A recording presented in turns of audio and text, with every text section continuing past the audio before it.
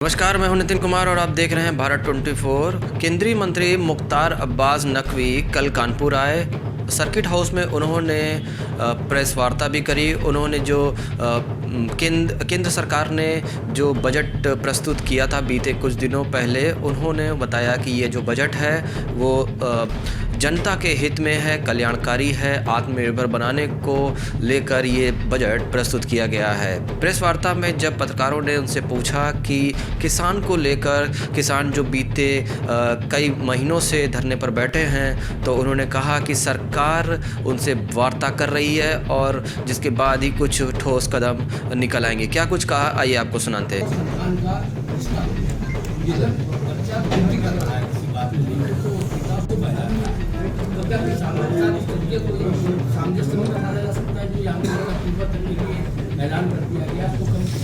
अच्छा, आप ये बताइए, सरकार ने जो है वो टकराव का रास्ता अपनाया या टाक का रास्ता? सरकार ने टकराव का रास्ता नहीं अपनाया, टॉक का रास्ता अपनाया। सरकार के मंत्रियों और किसान प्रतिनिधियों के साथ लगातार चर्चा हुई। सरकार ने स्पष्ट किया एमएसपी खत्म नहीं हो रही है, एमएसपी जैसी है वैसी रहेगी। सरकार ने कहा जो पिछली व्यवस्था थी आप उसी व्यवस्था से करो, नई व्यवस्था का हिस्सा मत बनो। वो नई पिछली व्यवस्था भी है, एमएसपी को खत्म नहीं होगी, मंडियां खत्म नहीं होंगी, किसी तरह का कोई कंफ्यूजन नहीं है इसमें। इसलिए जो है वो हमने कभी टकराव का रास्ता ही नहीं अपनाया, हमने टॉक का रास्ता अपनाया।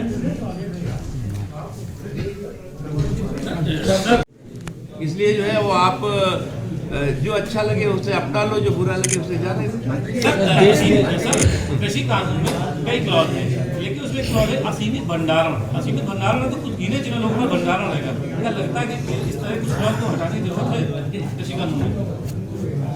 देखिए, ये जो कंफ्यूजन है, असीमित भंडारण क्या है? भंडारण के लिए हमारी सरकार 6 साल से, उससे पहले भी सरकार है, भंडारण की प्रॉपर व्यवस्था को बढ़ावा देने के लिए लगातार काम करती रही। कोशिश होती रही कि हर ब्लॉक में भंडारण की व्यवस्था बढ़े। भाई एफसीआई का ठीक है, एक गोडाउन है, लेकिन जिले में एक है नहीं है। मांग भी होती रही, अलग अलग जगह से मांग होती रही, उसको जो है वो हर तरह से मदद भी की जाती रही। स्टेट गवर्नमेंट ने भी किया, सेंटर ने भी किया। मुझे नहीं लगता कि असीमित भंडारण कोई बहुत बड़ी समस्या है और उसके लिए छूट होना ही चाहिए। सर, मानते हैं कुछ चूक हुई? अरे सर, 3/7 को लेकर के कितना आंदोलन हुआ है, खिलाफ षड्यंत्र और साजिशों में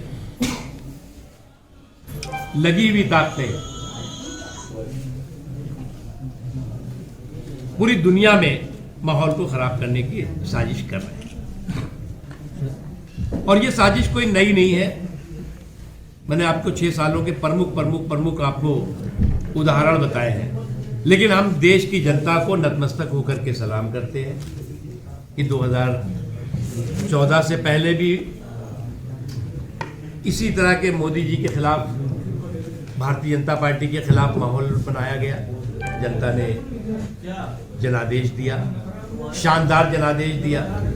2014 से लेकर 2019 तक ये बेचैन आत्माएं शांत नहीं बैठी, हताश निराश आत्माएं कभी शांत नहीं बैठी। लेकिन जनता ने 2019 में उससे भी ज़्यादा प्रचंड बहुमत के साथ जनता ने नवाजा मोदी जी को।